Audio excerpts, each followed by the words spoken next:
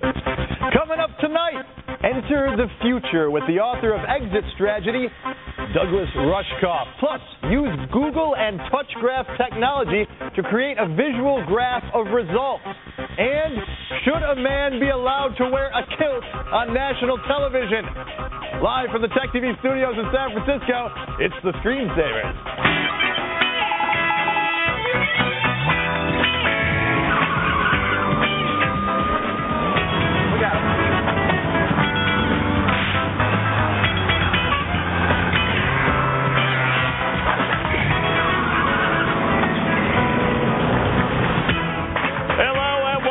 Screensavers. I'm Patrick Norton. And I'm Leo Laporte. We thank you for joining us on the All-Kilt Screensavers episode. A very special Screensavers. This is where we show you the coolest new stuff and our needs. Everyone. Well, is this okay? I feel so strange. Guys, is it okay if we're wearing kilts? Do you guys mind? Oh, yeah, it sounds my good. goodness. All right. I think I'm chafing. Oh, my goodness. Darcy, do you mind if we... What about the guys? Oh, the guys in the crew? She's got the hip hugger Camera? kilt. Camera? No, apparently. Look at all the camera guys are wearing kilts. This is really going on. Steven, Mr. Porter, are those pants you're wearing? Are you a weirdo? The reason we're doing this is Patrick, as you know, is known for his kilt and stopped wearing them. And we got lots of letters. There was a whole campaign. A kilt. Get that camera off the ground. Yeah. I am not working. Get back. There was a whole campaign. Now I know why girls cross their legs. There was a whole campaign afoot, thousands of letters, and we heard you. And so, thanks to the great folks at Utilikilt, we're all wearing kilts. Mm-hmm. These are they couldn't be here. Leo's wardrobe provided by Utilikilt. Utilikilts.com. Coming up on today's show, we want to thank them because they loaned a lot of. This is their personal kilt. Yeah, because they're shipping so many kilts, they couldn't spare kilts off the line. They actually loaned us their personal. I mean, kilt. this isn't like a new kilt. This has been worn by somebody. Yes. Coming up on today's show. We got some Lysol. I've seen your wardrobe, Leo. No, I like this. You know. Get your hands on a network with a new tool to visualize interrelated information. You're insulting a lot of Scotch people. No, I think I'm doing quite a good job. commentator Douglas Rushkoff discusses his open source novel Exit Strategy. And let's begin by dancing. Everybody, the audience is going, why today of all days? Why? Little did you know, Leo always dreamed dancing the lead in Riverdance. You know, I was hoping, though, to get a mini kilt. No, mini kilt would be good, wouldn't it? Let's just go news. Woo! All right, news. HP is taking aim at white hat hackers who publish flaws in, HP's software using a unique weapon, or maybe not so unique, they're invoking the Digital Millennium Copyright Act. Wait a minute. Yeah. If I find a bug in HP software that's a security flaw and I publish it, they're coming after me? Kent Fersen, a Hewlett-Packard vice president, sent a warning to a security research, a loose organization of guys and gals called Snowsoft, after a member of the firm posted information about a hole in the True64 Unix system. Oh, dear. Fersen claimed that the company violated the Digital Millennium Copyright Act and several computer crime laws. Oh, that's just shocking. It's pretty sad is what it is. So basically, somebody did what they normally do. They do it for Windows. They do it for Mac. They obviously do it on the open source operating systems. They pointed out that there's a security flaw. HP's response, not thank you, not we'll fix it. They pulled out the lawyers. Unbelievable. Or at least threatened the lawyers. Come on, guys.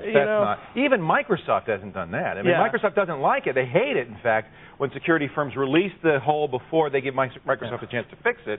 And I understand, because they're saying, well, look, you released the hole, you're telling hackers how to get into our system. At least tell us first, give us a chance to patch it. The problem is we don't even know that, because CNET News, who was reporting on this, says HP refuses to comment on the letter. We don't know if this was a rogue, angry vice president or if it's an official policy.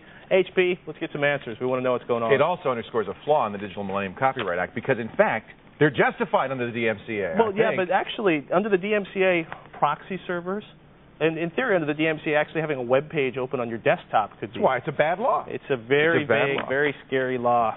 Speaking of laws, AOL might be in a little bit of trouble There's always been talk about AOL's accounting practices. As I remember, they used to charge back the cost of acquisition of new customers as a capital let me translate cost. that. That's the tens of millions of CDs and before that floppy disks that they used to mail out and that was put kind in of newspapers. Funny, and if you took that out, their profit statements were non-existent. In fact, if you include the cost of acquiring their customers, as I remember, for the first 10 years, they had no profits at all.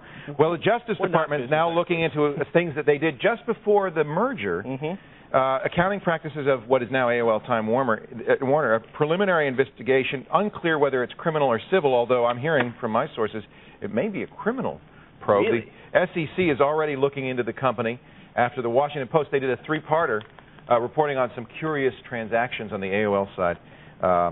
AOL Time Warner says, we stand by our accounting practices and are cooperating fully with the investigation. Sounds a lot like Enron and what's that other company? I tell you, corporate America is not looking good these days. No. It's at least sad. not big money-making corporate America. And then you wonder why the stock market's tanking.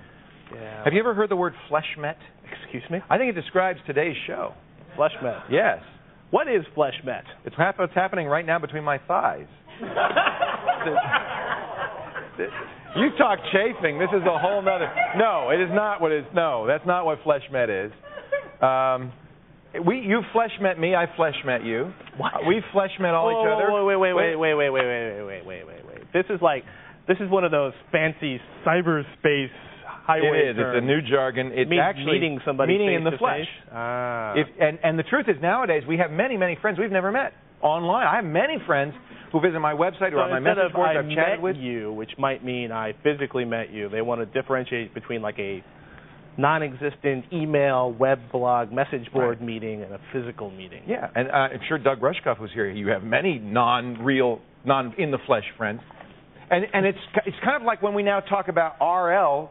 We're going to talk to Doug a little bit later on. But he had people write his book he's never met, help write his book. So nowadays you talk about RL, real life versus your computer life, fleshmet versus virtual met. Our question of the day takes this into account. Can you have a friend that you haven't flesh met? Yes or no? Now, Funk and Waggles is still out on whether flesh met is one word or two. Well, okay, according to the OED, a word's got to be in print 5 times before it becomes an official word. Don't go anywhere, because if you do, you'll miss, who knows. But after the break, Quick Camp and more kilts. All that when the Screensavers continues. Leo, don't jump.